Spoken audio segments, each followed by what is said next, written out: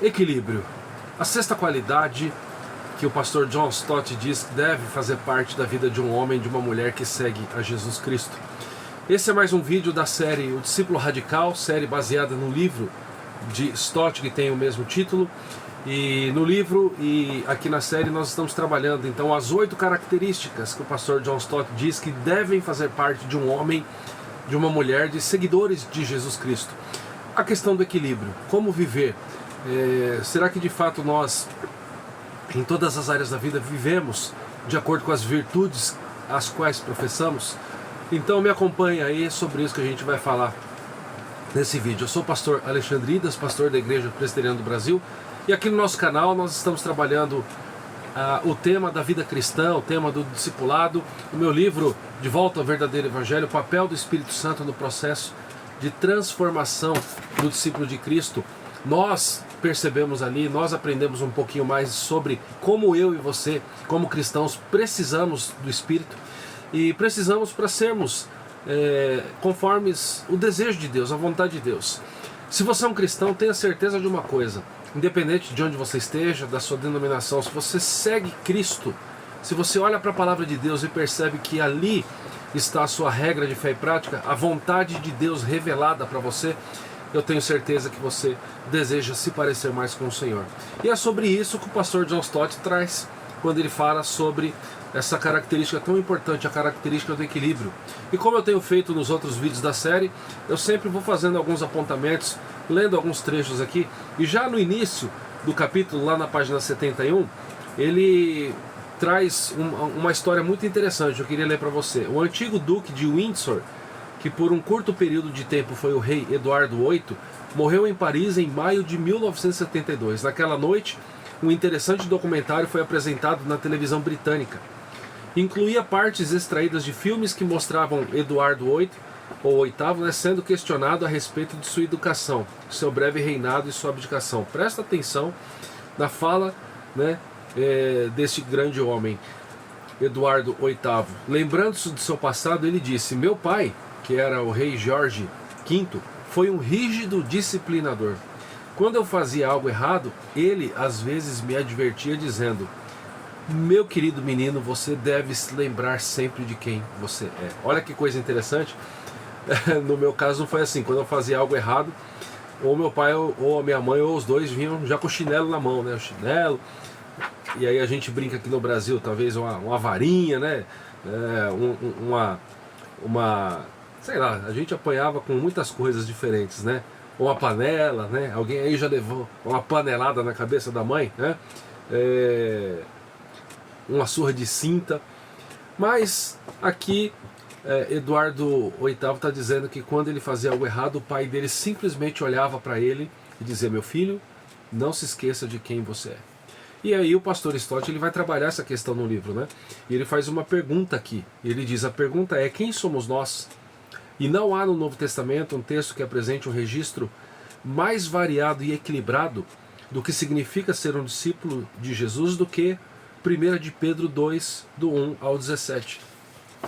Então vamos ler esse texto bíblico, 1 de Pedro 2, 1 ao 17. Despojando-vos, portanto, de toda maldade e dolo, de hipocrisias e invejas, e de toda sorte de maledicências, desejai ardentemente, como crianças recém-nascidas, o genuíno leite espiritual, para que por ele vos seja dado crescimento para a salvação, se é que já tendes a experiência de que o Senhor é bondoso. Ele continua, Pedro: chegando-vos para ele, a pedra que vive rejeitada, sim, pelos homens, mas para com Deus eleita e preciosa, também vós mesmos, como pedras que vivem, sois edificados casa espiritual, para serdes sacerdócio santo, a fim de oferecerdes sacrifícios espirituais agradáveis a Deus por intermédio de Jesus Cristo.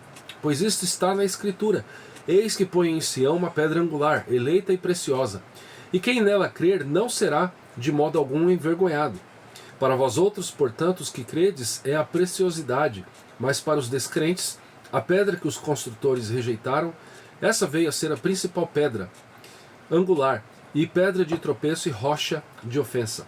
São estes os que tropeçam na palavra, sendo desobedientes, para o que também foram postos. Vós, porém, sois raça eleita, sacerdócio real, nação santa, povo de propriedade exclusiva de Deus, a fim de proclamardes as virtudes daquele que vos chamou das trevas para a sua maravilhosa luz. Vós, sim, que antes não éreis povo, mas agora sois povo de Deus, que não tinhas alcançado misericórdia, mas agora alcançastes misericórdia. Amados, exorto-vos, como peregrinos e forasteiros que sois, a vos absterdes das paixões carnais, que fazem guerra contra a alma, mantendo exemplar o vosso procedimento no meio dos gentios, para que, naquilo que falam contra vós outros, como de malfeitores, observando-vos em vossas boas obras, glorifiquem a Deus no dia da visitação. Sujeitai-vos a toda instituição humana, por causa do Senhor, quer seja o rei, como soberano, quer às autoridades, como enviadas por ele, tanto para castigo dos malfeitores, como para louvor dos que praticam o bem. Porque assim é a vontade de Deus, que pela prática do bem façais emudecer a ignorância dos insensatos, como livres que sois, não usando todavia a liberdade por pretexto da malícia, mas vivendo como servos de Deus. Tratai todos com honra, amai os irmãos, temei a Deus, honrai o rei. Aqui, Stott diz, existem uma série de metáforas variadas, as quais o apóstolo Pedro usa para dizer quem nós somos. Eu acho muito interessante, porque muitas vezes, quando você pensa na sua vida, na sua caminhada como discípulo, se alguém te perguntar que texto bíblico você traz para si no seu discipulado, a gente fala, o texto da grande comissão, Mateus capítulo 28, no finzinho de Mateus, né? E muitas vezes a gente não olha para Pedro, e Pedro aqui no capítulo 2 ele está tratando, né? E o Stott deixa de uma forma muito clara para nós, olha como ele está dizendo que deve ser a vida de um discípulo de Jesus. E ele trabalha então cada uma dessas metáforas, e ele diz, vamos para algumas delas, e ele diz assim, Pedro está dizendo que nós somos como bebês, né? Pedro compara seus leitores a bebês recém-nascidos, porque eles nasceram de novo. E aí Pedro ele diz o seguinte sobre o novo nascimento. O que é que Pedro, né, melhor, Stott diz, o que é que Pedro está querendo dizer?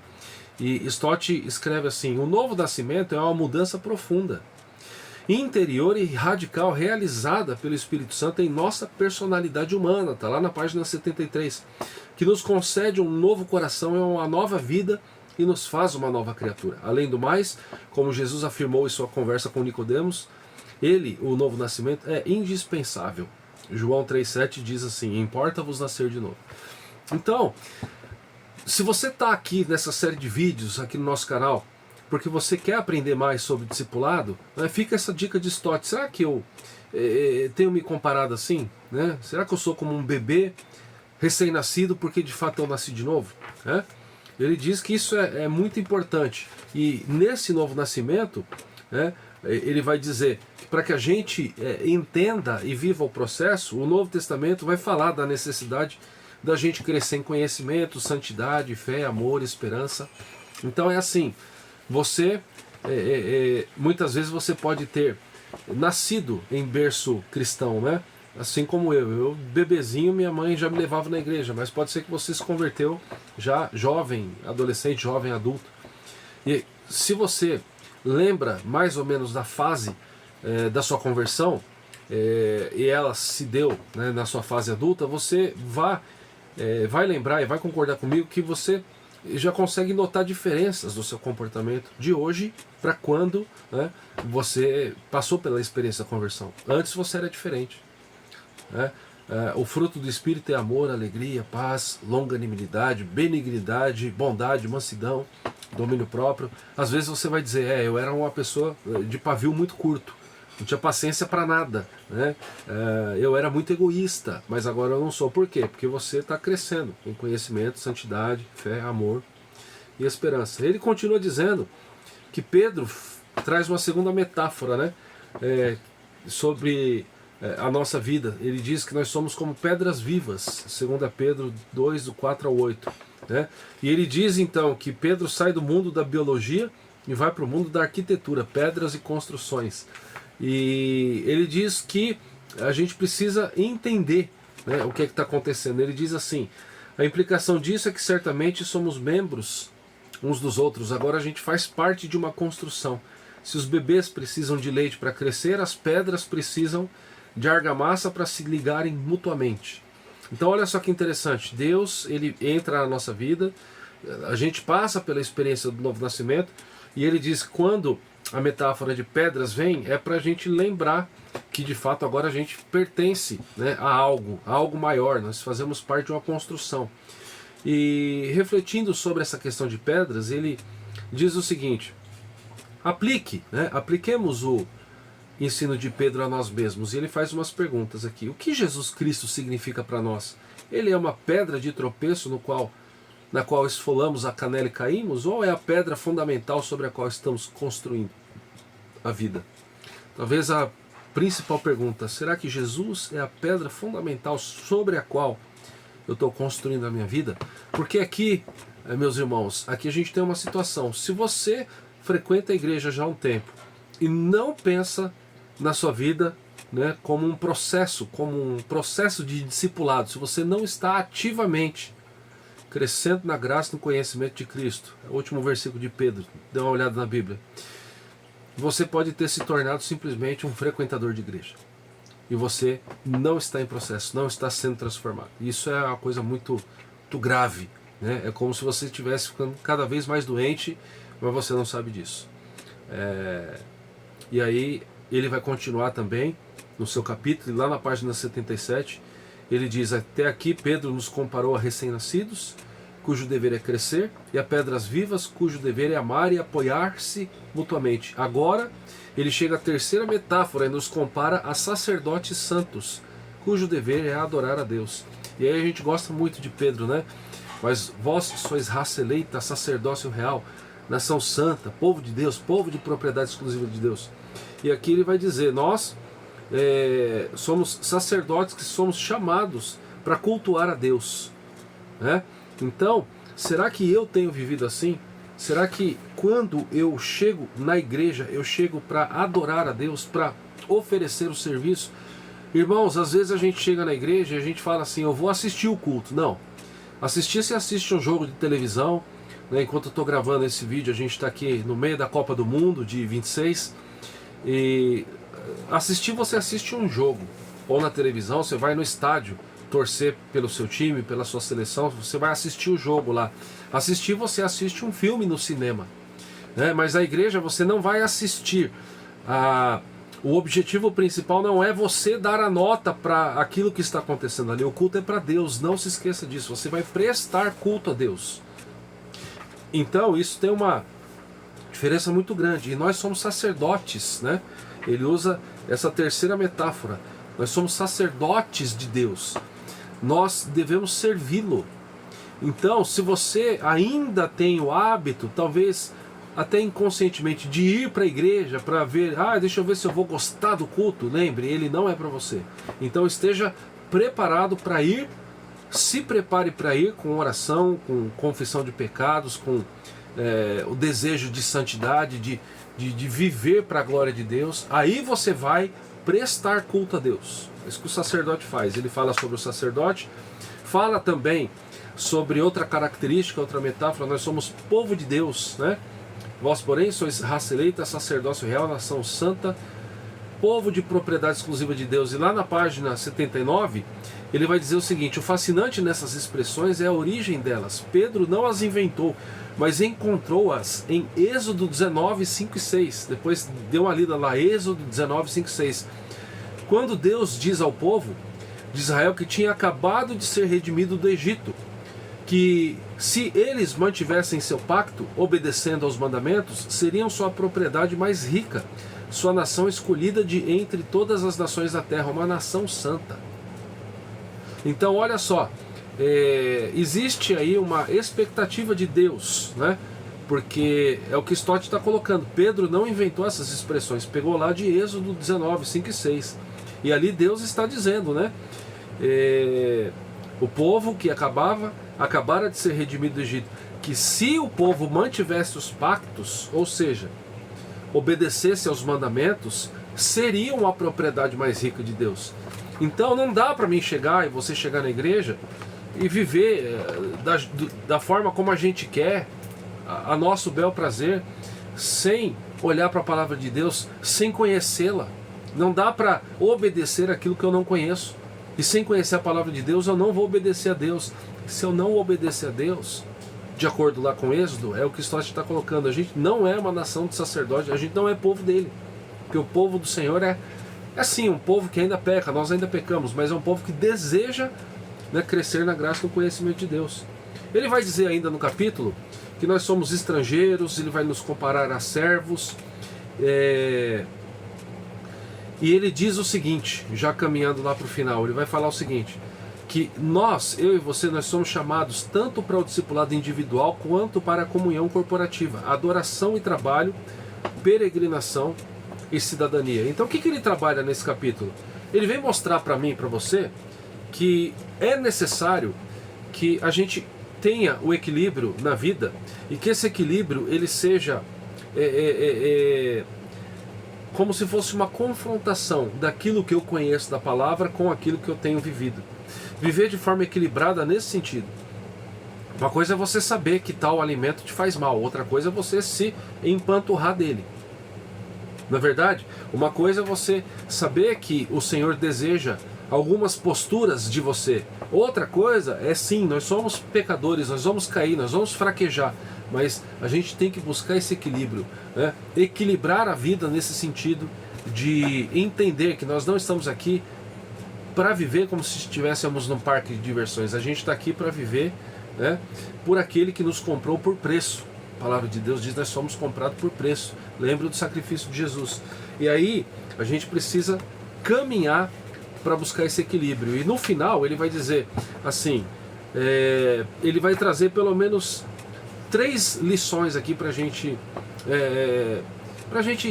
meditar, para a gente pensar e chegar à conclusão se a gente está buscando equilíbrio. Em primeiro lugar, nós somos chamados tanto para o discipulado individual quanto para a comunhão corporativa. Você não vai ter equilíbrio na vida, não vai ser parecido com Jesus se você achar que você vai ser um cristão à parte da igreja. Lembra, você é como uma pedra que faz parte de uma construção. Em segundo lugar, nós somos chamados tanto para adorar quanto para trabalhar. Como sacerdócio, nós adoramos a Deus. Como povo de propriedade de Deus, testemunhamos ao mundo. A igreja é uma comunidade de adoração e testemunho. Está lá no finalzinho, capítulo 6, a página 84. E em terceiro lugar, ele diz, ainda para a gente meditar, somos chamados tanto para peregrinação quanto para a cidadania, né? Em cada par somos chamados ao equilíbrio e não à ênfase de um em detrimento do outro. Assim somos tanto discípulos individuais quanto membros da igreja, tanto adoradores quanto testemunhas, tanto peregrinos quanto cidadãos. E aí, ele traz uma nota final que eu tenho, como pastor, percebido que tem atrapalhado a vida de muitos cristãos, que é a questão da distração.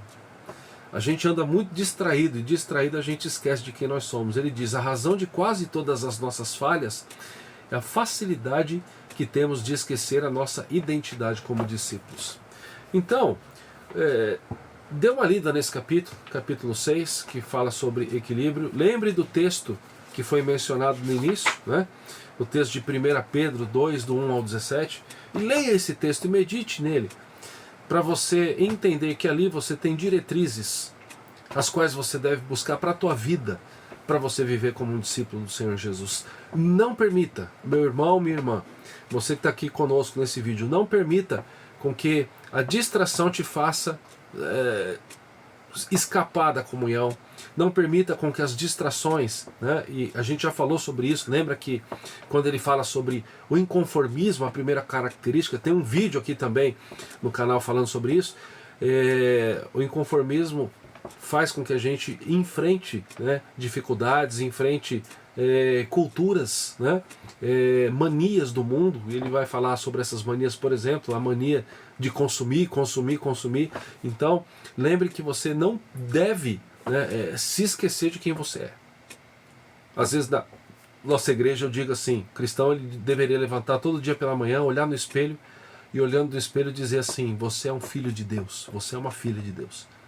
Não é porque nós somos redimidos, nós somos comprados por preço, nós somos justificados em Cristo Jesus. Leia lá Romanos 8, capítulo 8 todo de Romanos. Agora, pois, nenhuma condenação há para aqueles que estão em Cristo. Tudo isso é bênção. Mas não entenda que o desejo de Deus é que você simplesmente chegue a essa conclusão. Nossa, que bênção que Deus fez por mim. Sim, Ele fez tudo isso. Mas existe uma expectativa de que você viva como um novo homem, como uma nova mulher, como um cidadão do reino de Deus aqui na terra. Por isso que ele disse, Jesus, lá no Sermão do Monte, vocês são sal da terra e vocês são luz do mundo. Que você possa ler esse capítulo, que tomara que esse vídeo tenha te ajudado. Se você não está inscrito, se inscreva ainda. Envie esse vídeo para irmãos cristãos, para não cristãos, para eles pensarem sobre a vida deles, para os cristãos pensarem se estão vivendo de acordo com aquilo que Deus quer, com o sonho que Deus tem para a vida deles. E vamos fazer esse trabalho crescer, que ele cresça para a honra e glória do Senhor. Que Deus abençoe a sua vida, a sua família, a igreja que você participa. Deus te abençoe.